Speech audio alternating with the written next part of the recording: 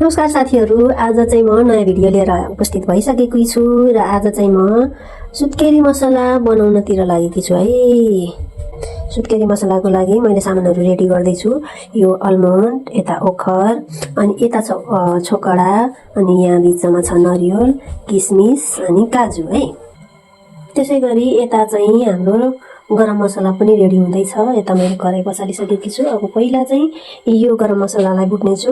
हुन त यति धेरै लाग्ने त होइन है, एक चम्चा भइपुग्छ, तर मैले चाहिँ यो भुटेर राख्न लागेकी हुँ है, पछिलाई काम लाग्छ भनेर। अनि यता चाहिँ छ हाम्रो गुँड, अनि ज्वानो, अनि त्यसपछि मेथी, अनि त्यसपछि यहाँनिर छ बत्ती सागको धुलो है। अब चाहिँ म यो गरम मसलालाई फ्राई गर्दैछु। ज्वानो, मेथी र सुप हो, मैले एकैसँग फ्राई गरिदिएँ यसलाई चाहिँ। अब चाहिँ म घिउ राखेर ड्राई फ्रुटहरू चाहिँ फ्राई गर्न थाल्छु।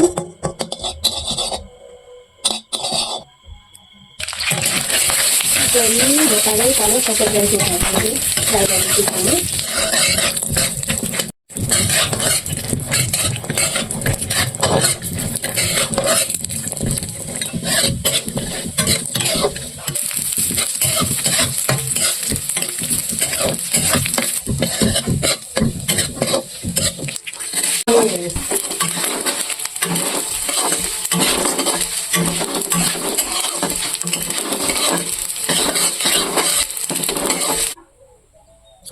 मैले चाहिँ कराईमा दुध बसालिसकेको छु। अब यो दुध उम्लिन्जेल चाहिँ हामी ड्राई फ्रुटलाई मिक्सरमा पिन्नेछौँ।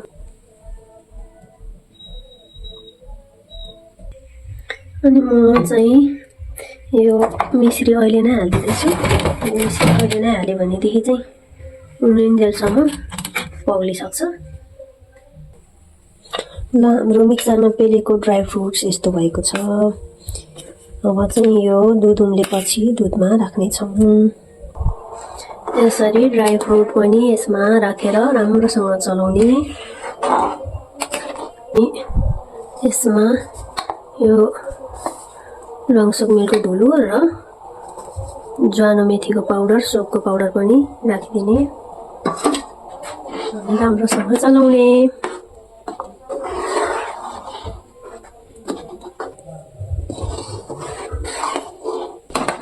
हाम्रो सुत्केरी मसला चाहिँ बाक्लो बाक्लो हुँदै गइरहेको छ।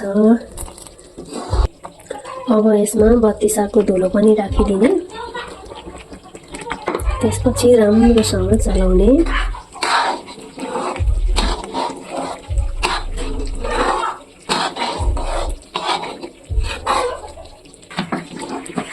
यसरी बाक्लो बाक्लो भइसकेको छ मेरो चाहिँ सुत्केरी मसला।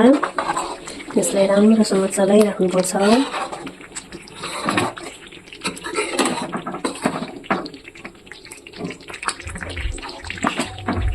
यतिको बाक्लो भइसकेको छ मेरो सुत्केरी मसला।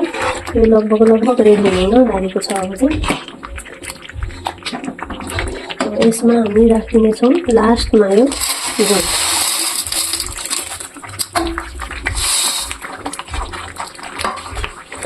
यसलाई पनि राम्रोसँग चलाइदिनेछौँ। यस्तो राम्रो भइहाल्छ हाम्रो सुत्केरी मसला, एकदम रेडी हुन्छ अब एकैछिनमा।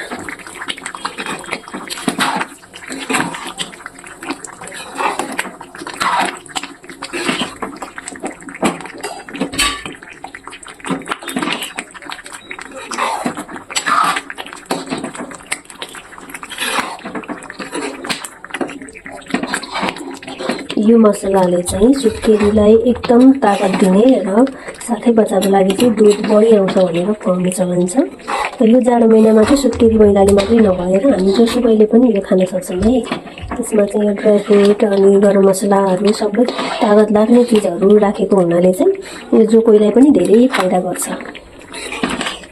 र हाम्रो चाहिँ अब सुत्केरी मसला रेडी भयो।